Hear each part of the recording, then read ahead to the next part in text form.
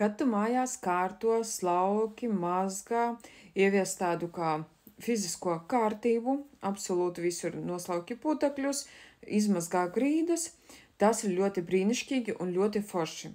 Bet vēl ir tāda lieta, ka tev nevajag aizmirst par to, ka vajag arī enerģētiski attīrīt savu māju. Un ko tas īsti nozīmē? Ko es ar to esmu domājis, kaut ko negatīvu? Tas nozīmē, ka tu pati vari atnest kaut ko negatīvu uz savām mājām.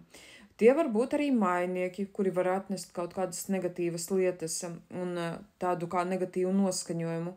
Tie var būt arī ciemiņi, kuri neapzināti vai apzināti var atnest tev sliktu enerģiju. Un tas absolūti negatīvi ietekmē mājas kopējo atmosfēru un mājniekus, kas tur dzīvo. Tāpēc ir ļoti svarīgi periodiski negatīvās enerģijas noņemt nost, un to ir iespējams izdarīt pavisam vienkāršā veidā.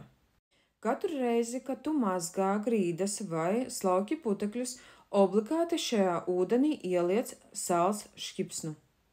Sāc to noteikti ieviest kā ieradumu, un tici man, tavās mājās būs ne tikai tīrība, bet arī labvēlīga un maiga mājas atmosfēra. Pielieto, ņem un dari, piesakojies, spiedpogu saglabāt, dalies ar šo video un tiekamies citos video.